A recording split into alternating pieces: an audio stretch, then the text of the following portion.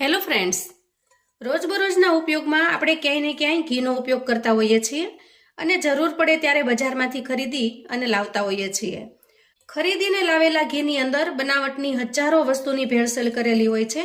ઘીના નામે સાવ બનાવટી વસ્તુ આપણને મળી જતી હોય છે. તો આ આર્થિક અને ખાસ કરીને શરીરને થતા નુકસાનને ટાળવા માટે આપણે ઘરે જ ઘી બનાવવાનો આગ્રહ રાખવો જોઈએ. થોડો સમય કાઢવો પડે પણ શુદ્ધતાની 100% ગેરંટી મળે છે. હેલો ફ્રેન્ડ્સ, ધમુસ કિચન એન્ડ વ્લોગ પર તમારું સ્વાગત છે. આજે આપણે મલાઈમાંથી એકદમ ઝડપથી ઘી બનાવીને તૈયાર કરીશું. તો અહીંયા તમારે મલાઈને મેળવવાની કે વલોવવાની કશી જ ઝંઝટ કરવાની નથી. એકદમ ઝડપથી અને ખૂબ જ સરળતાથી ઘી બનીને તૈયાર થઈ જાય છે. હવે જુઓ, મેં અહીંયા કુકર લીધું છે અને કુકરની અંદર થોડું તળિયું ઢંકાય એટલું હું પાણી એડ કરું છું, જેથી કરીને મલાઈ નીચે ચોંટી ન જાય. અને આપણી પાસે જે મલાઈ છે એને આપણે કુકરમાં એડ કરીશું. તો હા મિત્રો, આજે આપણે કુકરની અંદર ઘી બનાવીશું. એકદમ ઝડપથી બનીને તૈયાર થશે. તો અહીંયા અંદાજે મારી પાસે અઠવાડિયાની મલાઈ ભેગી થયેલી છે. ફ્રીજની અંદરથી કાઢી અને મેં 2-3 કલાક એને સામાન્ય તાપમાન પર આવવા દીધી અને પછી આપણે એને કુકરમાં એડ કરીશું. તો ખાસ કરીને ઉનાળો હોય ત્યારે આપણે મલાઈને ફ્રીઝરમાં રાખતા હોઈએ છીએ. તો આ રીતે મલાઈમાંથી ઘી બનાવવા માટે સૌથી પહેલાં તો મલાઈને કાઢી અને આપણે સામાન્ય તાપમાન પર આવવા દેવાની છે. તો અહીંયા મેં 3 થી 4 કલાક અગાઉ કાઢીને રાખી છે, જેથી તમે અહીંયા જોઈ શકો છો કે મલાઈ પીગળી ગઈ છે. આ રીતે થોડી લિક્વિડ ટાઈપની થઈ ગઈ છે. હવે અહીંયા કુકરની અંદર આપણે કશું જ ઉમેરવાનું નથી. આગળની જે કાંઈ પ્રોસેસ છે એ હું તમને આગળ બતાવું છું. તો અહીંયા કુકરને ઢાંકી અને બંધ કરીશું અને ગેસ પર મૂકીશું. તો અહીંયા ગેસને આપણે મીડિયમ ફ્લેમ પર રાખીશું અને આ રીતે ગેસ પર રાખી કુકરની આપણે 1 સીટી વગાડી લેવાની છે. તો અહીંયા આ રીતે આપણે 1 સીટી વગાડી લેવાની છે. હવે અહીંયા આપણે ગેસને બંધ કરીશું અને કુકરને ઠંડુ થવા દેશું.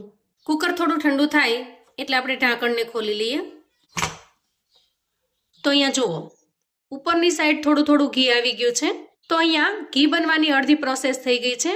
મોટા ભાગનું ઘી છૂટું પડી ગયું છે અને આ રીતે ઉપર આવી ગયું છે સપાટી ઉપર, અને નીચેની સાઈડ છે એ કીટાનો ભાગ વધ્યો છે. જુઓ, હવે આપણે ગેસની ફ્લેમ ચાલુ કરીશું અને ફટાફટથી ઘી બનાવીને તૈયાર કરીશું. મિત્રો, એકદમ સરળ રીત છે. રસોડાનું કામ કરતાં કરતાં પણ તમે આ ઘી બનાવીને તૈયાર કરી શકો છો.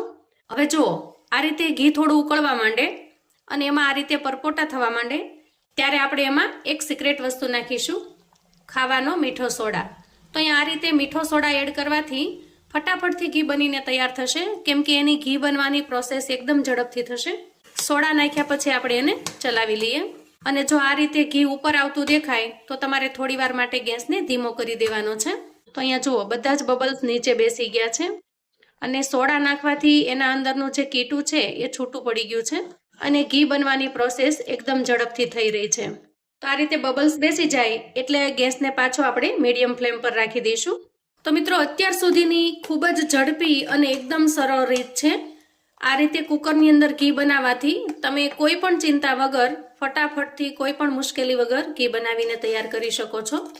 હવે જ્યારે બધા જ બબલ્સ નીચે બેસી જાય અને આ રીતે ઘી છૂટું પડવાની શરૂઆત થઈ જાય ત્યારે આપણે એમાં 2 ચમચી જેટલું પાણી નાખીશું. આ રીતે તો આ રીતે પાણી એડ કરવાથી એકદમ સરસ દાણાદાર ઘી બનીને તૈયાર થશે અને એના જે બબલ્સ છે એ પણ નીચે બેસી જશે. તો જુઓ, આ રીતે બંને ટ્રીક્સ અજમાવ્યા પછી તમે એકદમ ચિંતા મુક્ત છો.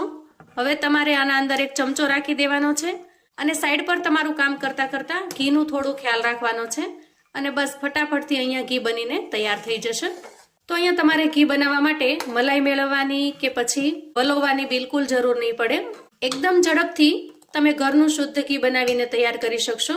તો અહીંયા જુઓ, અંદાજે 5 થી 7 મિનિટ થઈ છે અને ઘી લગભગ બનવા આવ્યું છે. તો અહીંયા ગેસ પર મૂક્યા પછી મેં 2 થી 3 વખત થોડું ચલાવી લીધેલું, જેથી કરીને તળિયે ચોંટી ન જાય. આ રીતે જો તમે ક્યારે પણ ઘી ન બનાવ્યું હોય તો એક વખત મારા કહેવાથી ચોક્કસથી ટ્રાય કરજો. આ રીતે ઘી બનાવવામાં તમને ખૂબ જ સરળતા લાગશે. અંદાજે 8 મિનિટ જેટલો સમય થયો છે અને અહીંયા તમે જુઓ, ઘી લગભગ બની જવા આવ્યું છે. નીચેનું કીટું થોડું પાકી જાય ત્યાં સુધી આપણે થવા દેશું, જેથી કરીને ઘીની અંદર થોડી પણ કચાશ ન રહે અને ઘી લાંબા સમય સુધી સારું રહી શકે. તો અહીંયા જુઓ, કીટું હવે સોનેરી કલરનું થઈ ગયું છે.